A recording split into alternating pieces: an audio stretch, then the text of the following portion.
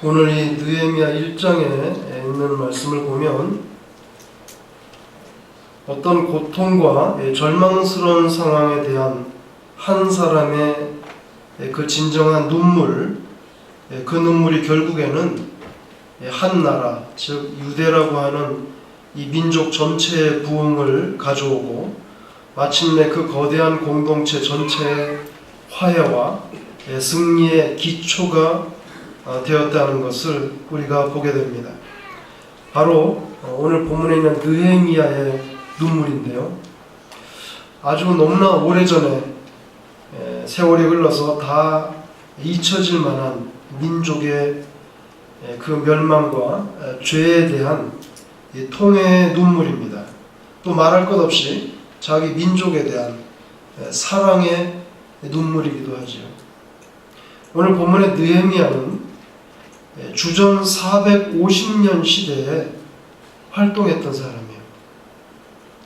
그런데 자기의 조국 유다 왕국이 바벨론의 군대에 의해서 몰락한 것, 예루살렘의 멸망은 주전 587년입니다. 그럼 이 사람은 주전 450년대 활동했으니까 시간적으로 봐서 이미 130년 이상 지난 그런 시대예요. 시대적으로 오래전에 이미 예루살렘에 함락됐고요. 벌써 130년 이전에. 그리고 느헤미야는 그 훨씬 뒤에 등장한 세대고요. 지리적으로도 예루살렘에 지금 살고 있지도 않아요. 페르시아라고 하는 아주 먼 나라에 살고 있습니다. 우리도 미국에 정착해서 2세, 3세가 태어나는 것처럼 시간적으로 계산해 보면 느헤미야는 페르시아에 살고 있는 유다 족속의 한 4세대쯤 되지 않겠는가 이런 추측을 해봅니다.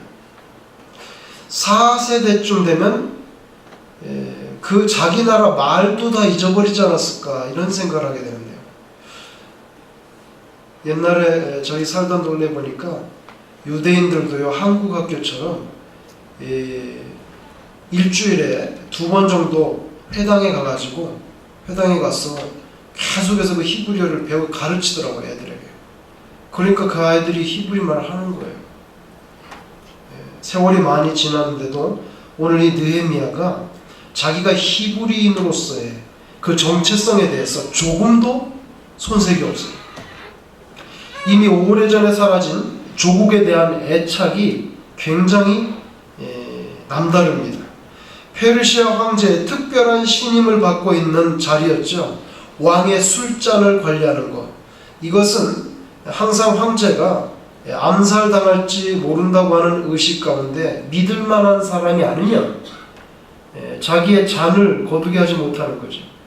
가장 신임받는 사람 중에 한 사람, 또 그만큼 막강한 권력도 마음 먹으면 휘두를 수 있는 사람이었는데 그 자리를 포기하고 일부 유대인들을 데리고 유다 지역의 총독으로 돌아왔던 인물이에요.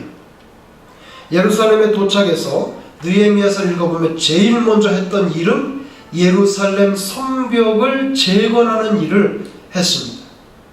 그래서 이스라엘 민족에 또 다른 새로운 미래를 열어줬어요. 여러분, 성곽이 없는 성이 그게 성입니까? 고대 개념에 있어서 성벽이 없는 성이 그게 성입니까? 느헤미야가 그 일을 감당했어요. 오늘 본문에 느헤미야에게서 우리가 신앙적으로 받을 교훈이 있는데요. 제일 먼저 생각할 수 있는 것은 민족의 그 어려움을 자기의 고통으로 동일시할 수 있는 그 정신입니다. 자기만 민족의 고통을 동일시할 뿐 아니라 결국에는 사람들 모아가지고 예루살렘에 가서 예루살렘 사람들과 합력해서 성벽을 짓는 이 과정 속에서 그 공동체들에게 한 민족의식을 일깨우고 이것이 바로 우리 모두의 감당해야 될 사명이고 고통이라고 하는 그 인식을 불러일으킬 수 있는 그 정신, 느헤미야에게 그게 있었다는 거죠.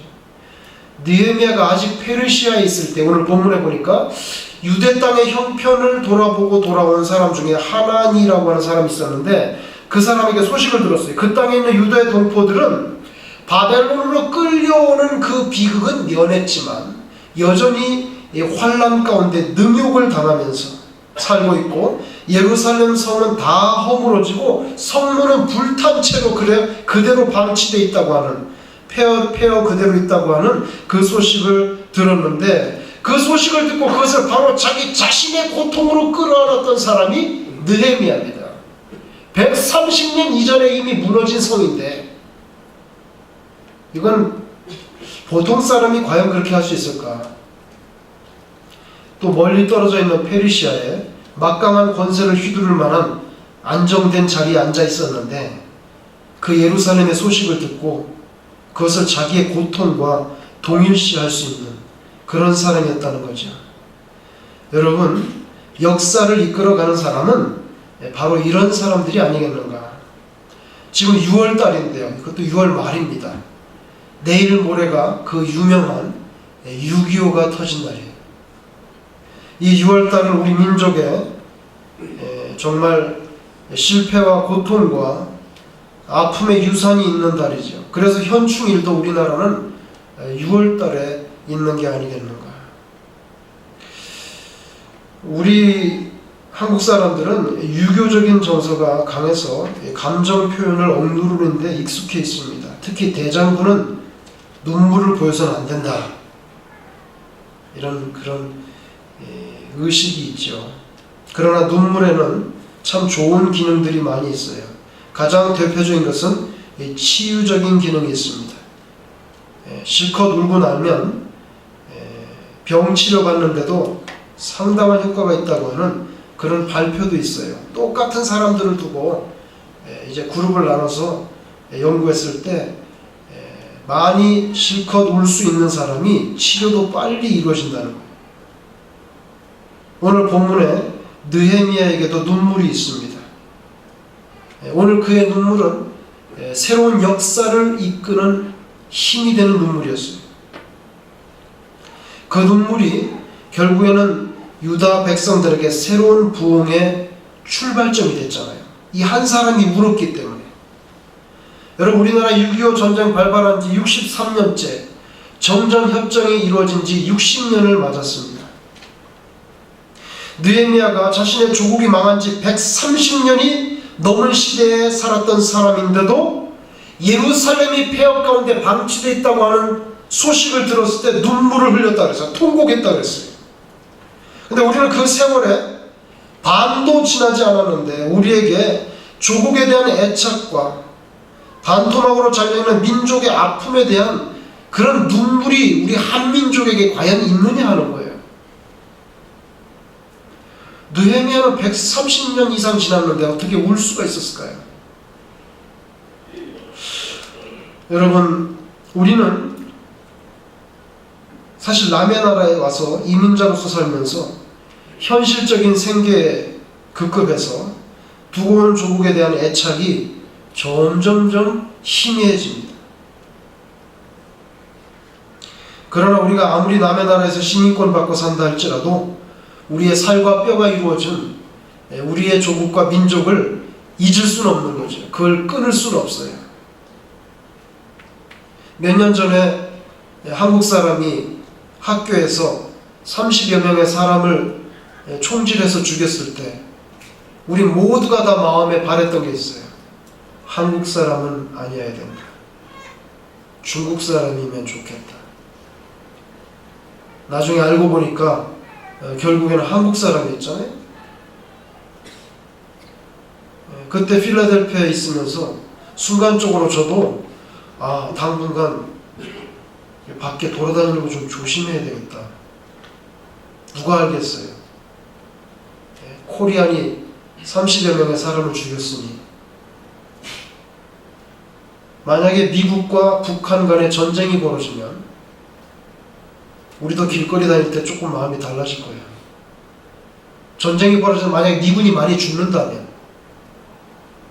생각이 달라지겠죠. 여러분, 우리는 조국과 우리와의, 민족과 우리의 관계를 완전히 끊을 수가 없어요.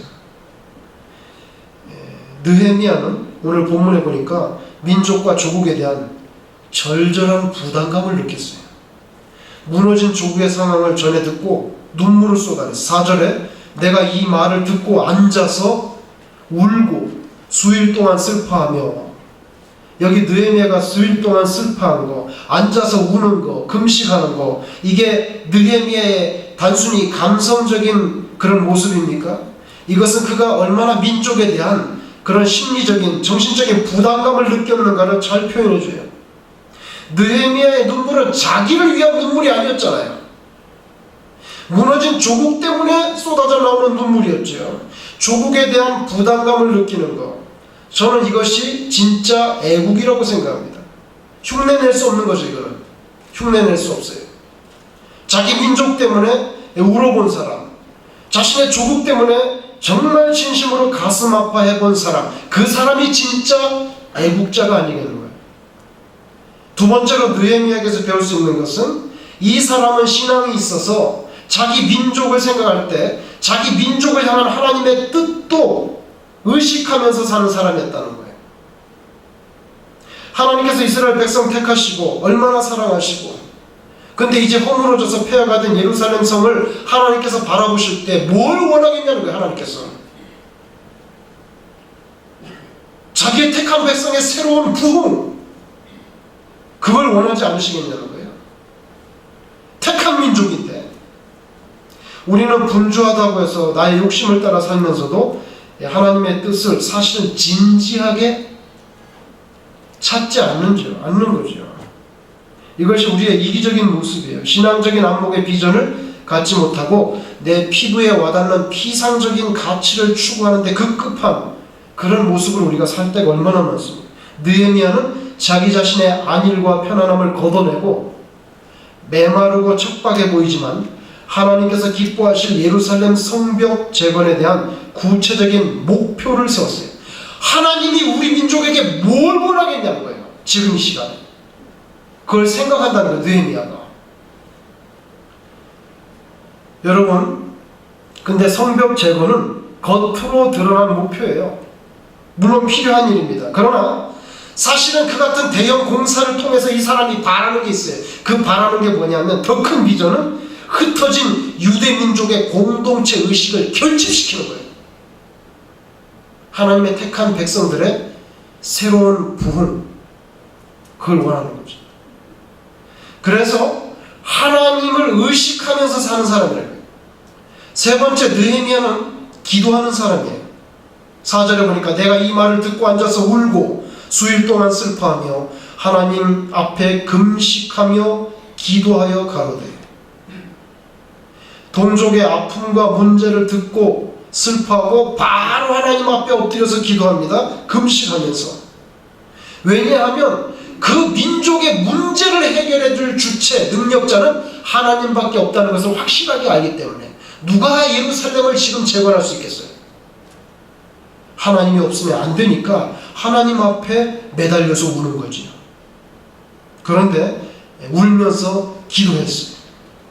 여러분, 우리가 다른 사람들의 아픔과 문제를 듣고 긍휼히 여기는 마음을 갖고 같이 울어줄 수 있어요.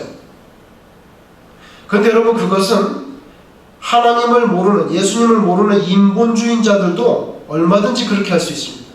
같이 울어주는 거 해줄 수 있다 이거예요.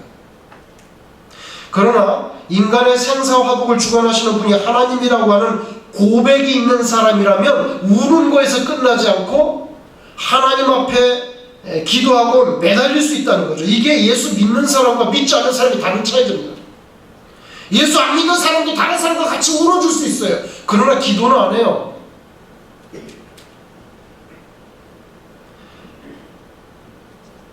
중국에 신앙을 전했던 유명한 허드슨 테일러 선교사가 있습니다. 이분이 1832년에 태어나서 1905년에 죽었는데, 그 당시에 중국 사람들은요, 이 허드슨 테일러를 이 영국 사람인데 원래 영국 사람으로 여기지 않았대요.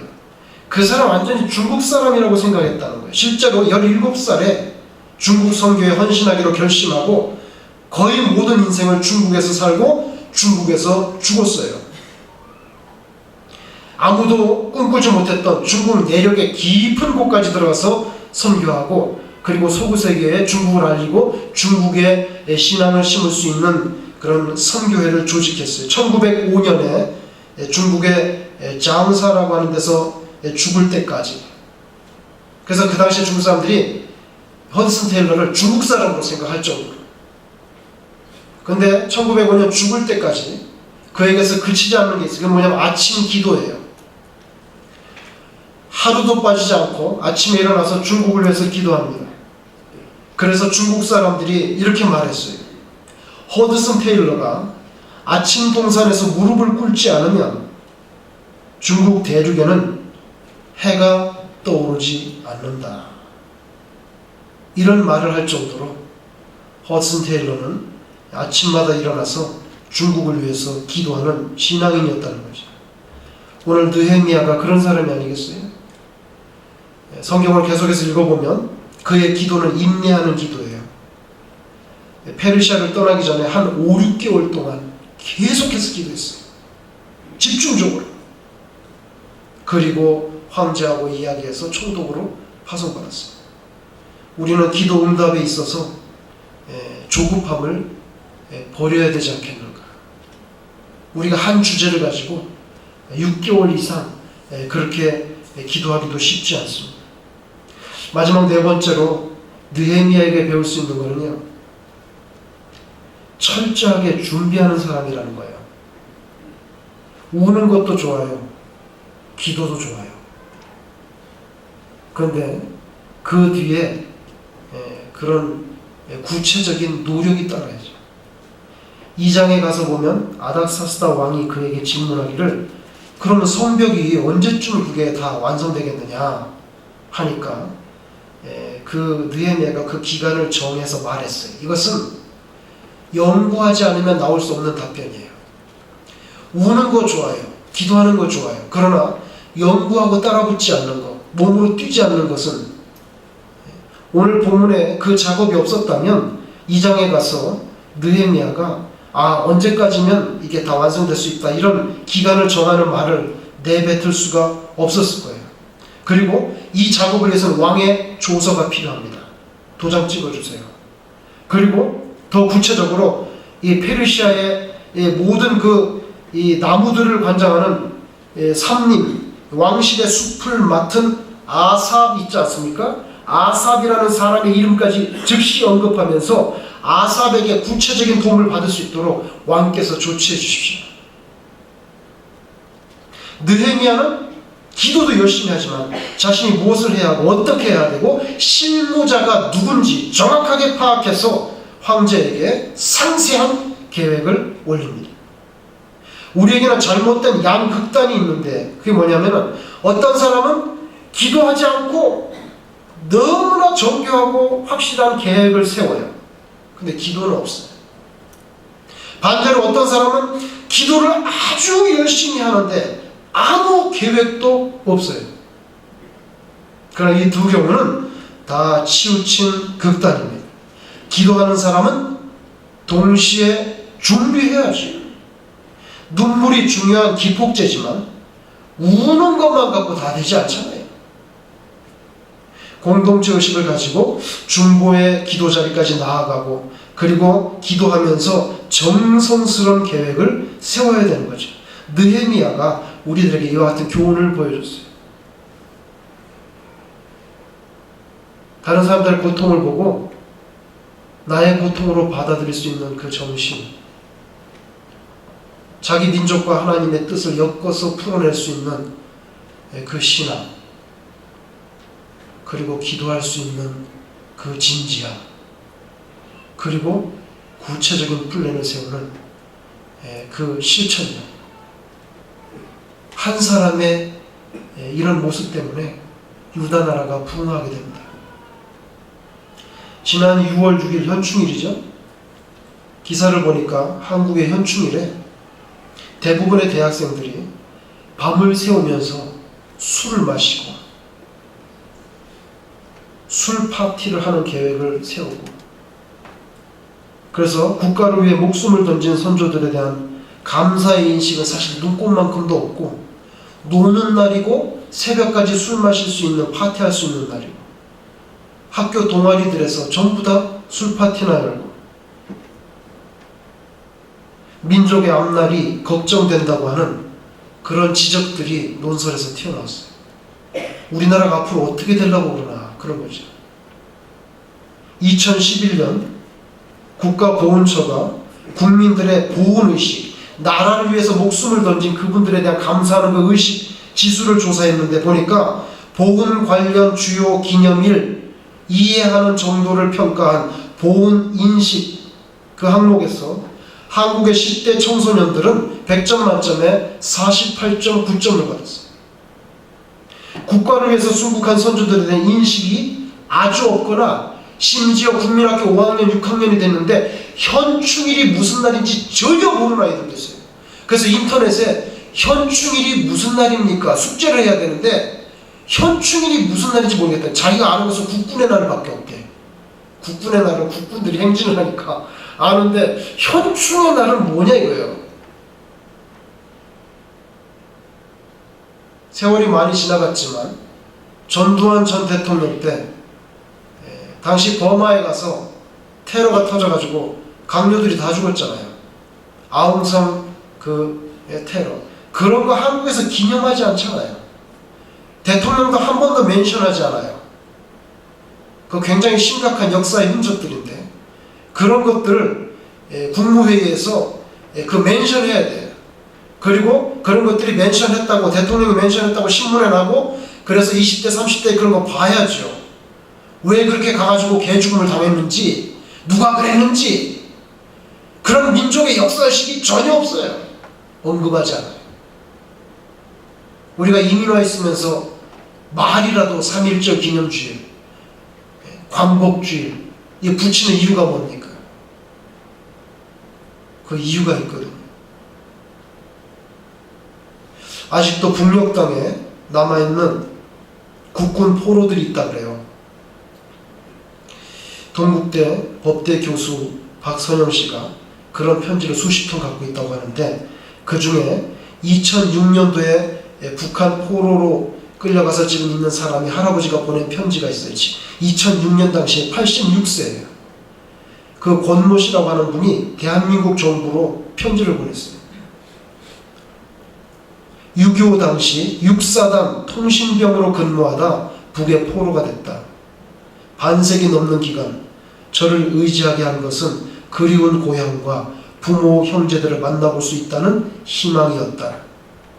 나의 탯줄이 묻힌 고향 땅을 지키다가 포로가 된 것이 죄가 되었다면 한 편의 글이라도 좀 보내주십시오.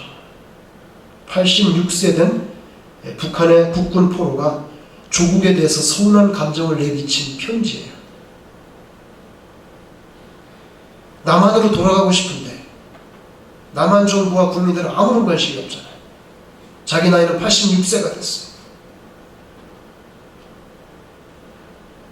여러분 아시는 대로 미군은 지금도 북한에서 한국전 때 실종된 그 뼈를 유해를 발굴해가지고 그걸 지금도 가지고 오잖아요. 미국으로. 그런 거에 비하면 정작 전쟁 당사자인 한국은 국군 포로에 대한 관심이 사실 별로 없잖아요. 느헤미야처럼 조국을 위해서 흘릴 수 있는 눈물이 있는가? 130년 이상 지났는데 분단된 조국의 통일을 위해서 우리가 정말 간절히 기도할 뜨거운 마음이 있는가? 하나님께서 우리의 조국에 대해서 무엇을 바라는지 한번 심각하게 고민하는 그런 역사의식이 있는가? 나라를 위해서 금식하면서 기도하는 분 봤어요? 눈물에도 여러 종류의 눈물이 있습니다. 근데 우리가 흘리는 눈물이 있다면 거의 대부분 개인적인 눈물이에요. 1999년 제가 좋아하는 어떤 시인이 짧은 글을 썼는데요. 시인이 읽어볼게요. 지난 여름이었습니다. 시인이 쓴 거예요. 가세가 기울어 갈 곳이 없어진 어머니를 고향 이모님 댁에 모셔다 드릴 때의 일입니다. 어머니는 차 시간도 있고 하니까 요기를 하고 가자시며 고깃국을 먹으러 가자고 하셨습니다. 어머니는 한평생 중이염을 알아 고기만 드시면 귀에서 고름이 나오곤 했습니다. 그런 어머니가 나를 위해 고깃국을 먹으러 가자고 하시는 마음을 읽자 어머니 이마에 주름살이 더 깊게 보였습니다. 설렁탕집에 들어가 물수건으로 이마에 흐르는 땀을 닦았습니다. 더울 때일수록 고기를 먹어야 더위를 안 먹는다. 고기를 먹어야 하는데 고기 국물이라도 먹어둬라. 설렁탕에 다대기를 풀어서 한 대숟갈 정도 국물을 떠먹었을 때였습니다. 어머니가 주인 아저씨를 부릅니다. 주인 아저씨는 뭐 잘못된 게 있나 싶었던지 고개를 앞으로 빼고 의아해하며 다가왔습니다. 어머니는 설렁탕에 소금을 너무 많이 풀어가지고 짜서 그런다며 국물을 더 달라고 했습니다. 주인 아저씨는 흔쾌히 국물을 더 갖다 주었습니다.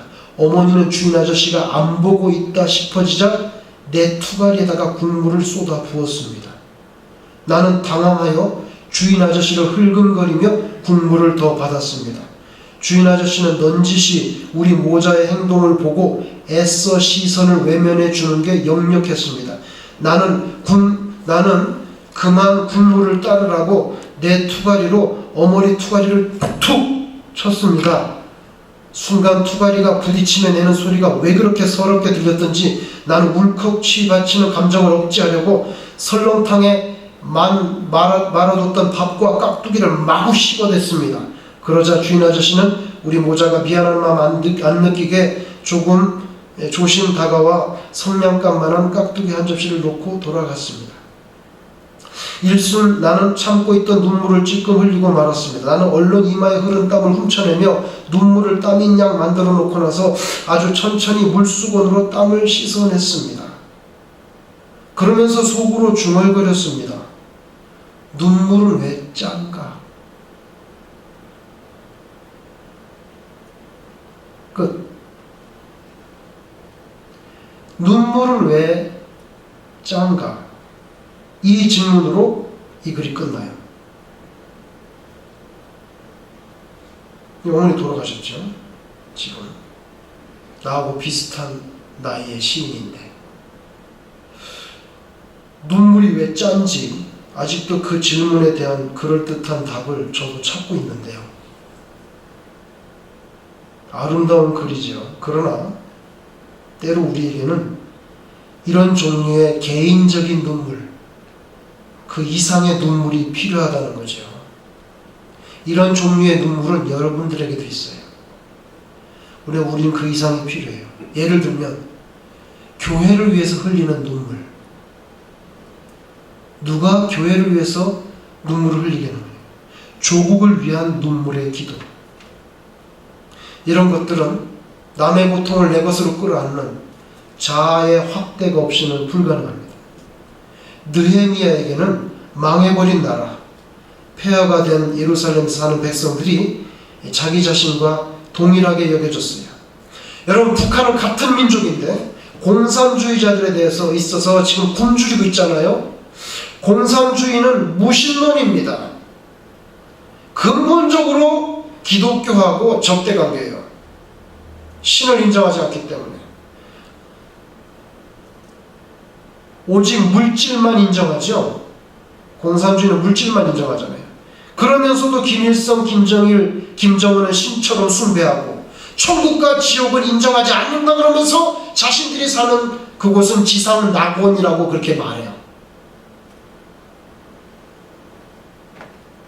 빵으로부터의 자유를 부르짖으면서 폭력혁명으로 부르주아를 뒤집어 엎고 프롤레타리아를 살린다는 거예요. 다 뻥이에요.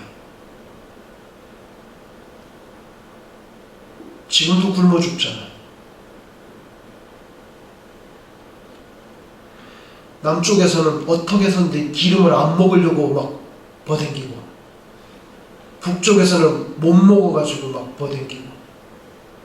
너무나 다르잖아요. 이스라엘에게는 이집트로부터의 해방, 바벨론으로부터의 해방이 필요했어요. 우리에게는요, 북한에 있어서 이 공산당 무신론자들, 이 공산당 정권으로부터의 해방을 이루어내는 것이 우리가 이 시대에 감당해야 될 숙명입니다. 이건 우리가 감당해야 될 시대적인 사명이에요. 근데 우리에게는 개인적인 눈물은 있을 수 있지만 조국에 대한 눈물과 금식과 기도는 참으로 부족하다는 거죠. 하나님의 도우심이 없이 북한이 해방되는 것은 불가능하다고 생각해요. 저는 성경을 보면서 이런 생각을 해봤어요. 어떻게 하면 북한은 해방돼서 다시 교회가 세워질 수 있을까? 근데 구약을 읽다 보니까 이런 이야기가 나오더라고요.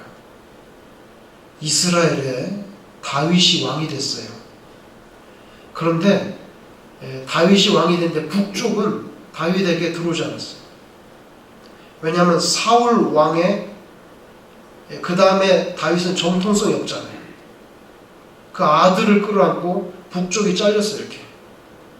그래서 다윗이 남쪽에 7년 반 동안 다스렸는데 북쪽을 커버할 능력이 안 되는 거예요. 민족이 분열된 거지. 근데 성경에 보니까 놀라운 기적이 일어났어요. 그게 뭐냐면 북쪽에 있는 지도자들이 다 다윗에게 와서 머리를 숙이고 우리까지 한꺼번에 그냥 다 다스려 달라고 고조 얻은 거예요. 전쟁도 안 했어요. 그게 어떻게 가능했어요? 하나님이 주신 거지. 하나님이 주신 거예요. 제 생각에는 전쟁을 해도 우리도 많이 죽을 것 같고, 그러니까 가장 좋은 방법은 성경에 나오는 것처럼 하나님께서 그냥 북쪽을 선물로 같이 그냥 이렇게 합쳐주는 거. 그게 최고예요. 근데 그건 누가 하냐 이거. 그건 하나님밖에 할 수가 없어요. 다윗에게 그런 은혜가 쏟아졌어요. 다윗 한 사람 때문에, 오늘 느헤미야 한 사람 때문에 나라가 불안하잖아요. 여러분, 저와 여러분도 느헤미야처럼 한 사람의 눈물, 한 사람의 간절한 기도, 그것 때문에 우리 민족이 하나가 되고 정말 한이 맺힌 이 역사가 새로워질 수 있는 그런 놀라운 은혜가 임하기를 주의 이름으로 축원합니다.